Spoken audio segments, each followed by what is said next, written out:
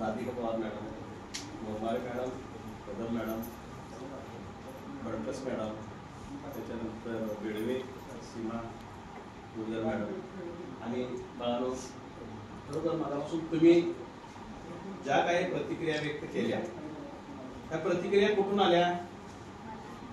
तुम्हाला जे त्या 6-7 वर्षामध्ये अनुभवला, शिकला, घडला ते तुम्ही इथं सांगत होता. आणि खरोखरच मला कौतुक करावं असं वाटतंय. कौतुक म्हणजे व्यायाला लावत होतो आमच्याकडं. पृथ्वी कितवीला आलास? 4थीला आलायस तू. पहिलीपासून जर असतास का नाही 100% तू वक्तृत्व स्पर्धेमध्ये नंबर मिळवला.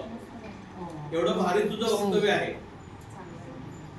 त्यात तुझ्या घरामध्ये तुला एवढं मार्गदर्शन नाही आहे. घरात सुशिक्षित कोण नाही जास्त.